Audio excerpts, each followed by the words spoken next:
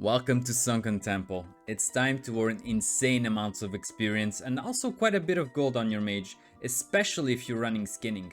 Today I will teach you how to solo this dungeon starting at level 54 even as a gnome without any nature resistance potion or gear.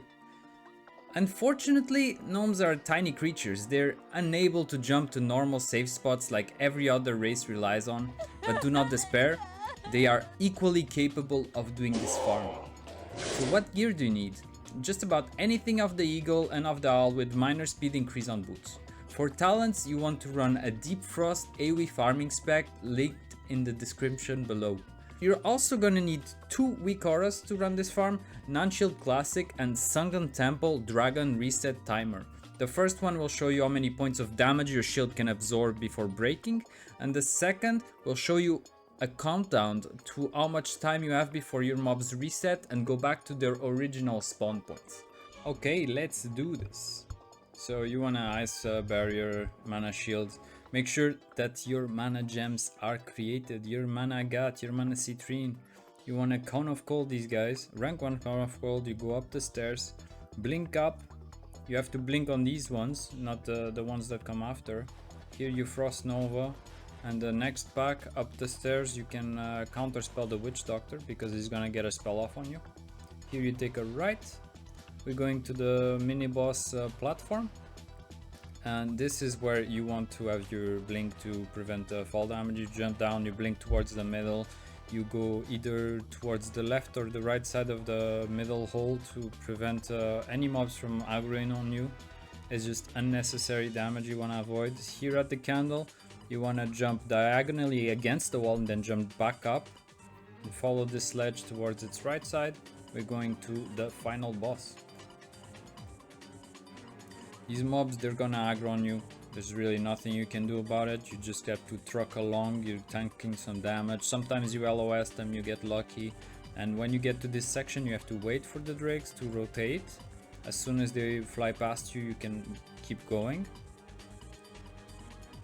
along in this ledge, and then at the end you jump down, and we are gonna pull the small drakes into the sleeping boss. Rank 1 frostbolt, you're gonna have to release him with either a counter spell or rank 1 fire blast to keep him on you because he will reset.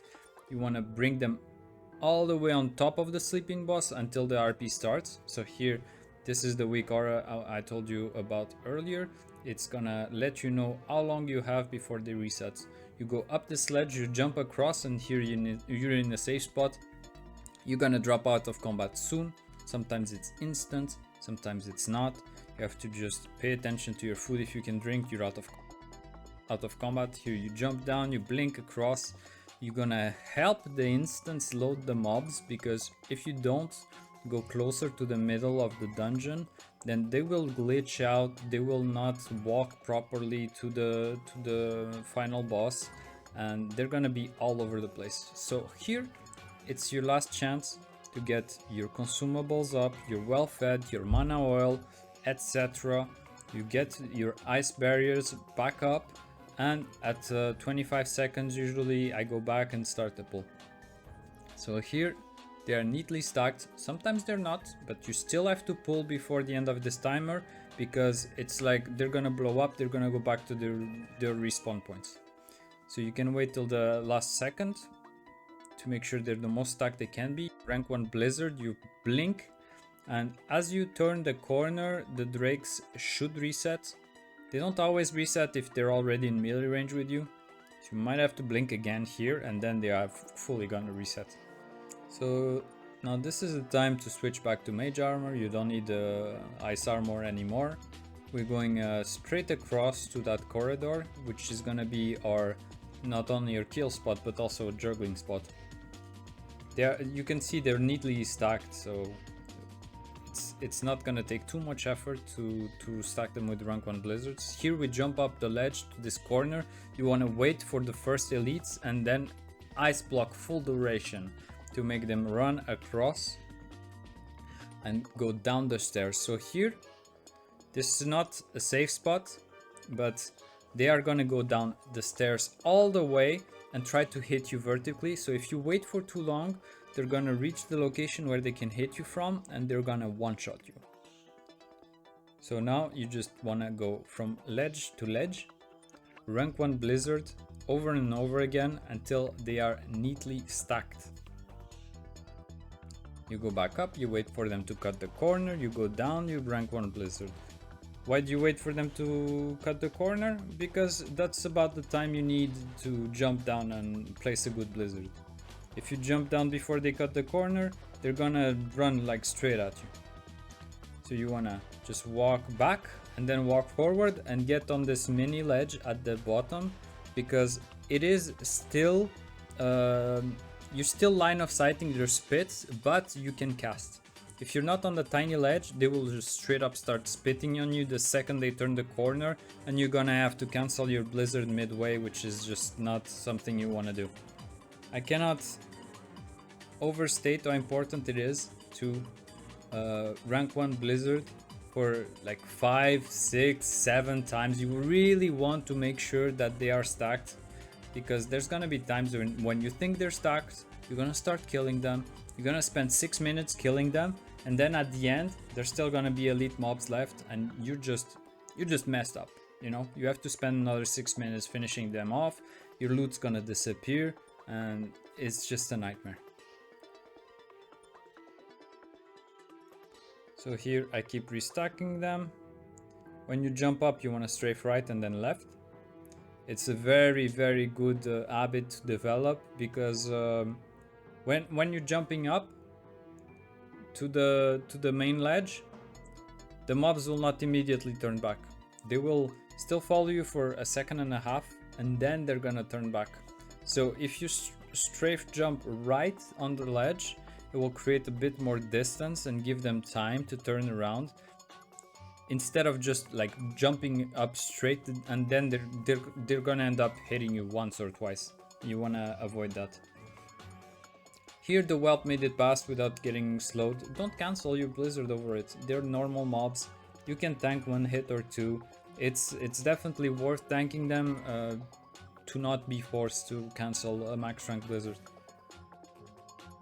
Here you see I'm poorly positioned, that's why they're starting to spit. Right as they turn the corner, I was not properly stacked on the ledge, and the way you can tell is that they're spitting way too early. If they spit way too early, your positioning is wrong. You have to either be closer to the wall, closer to the corner. There's something that's not correct. So here you can see I jump, I strafe right, and then I go left to LOS the spits. Almost every single time I jump up, I'm strafing right. Here the whelps are dead. That kinda starts your countdown to kill them faster. I got greedy. The spitters got actually across the corner. So if you're in that situation, they will never go back. They will just spit on you until you're dead. So there's a neat secondary safe spot that you can LOS them from, but you cannot fail this jump. If you fail this jump, it's basically over. There's really no way to survive from this. So here they're so poorly stacked with the group. I tried to Frost Nova and restack them together, but it ends up failing because I didn't LOS them fast enough. So they're still not stacked. I'm gonna have to spend a few rotations doing rank 1 Blizzard to get the back into the group, which I do right here. I got a clear casting proc, so it's definitely too good to pass. It's free real estate, just drop a fat one on them. Oh yeah. And from here on I'm just doing max rank on max rank until they're dead. I use my mana gems on cooldown, mana potions if you need them. You can also evocate if you need to.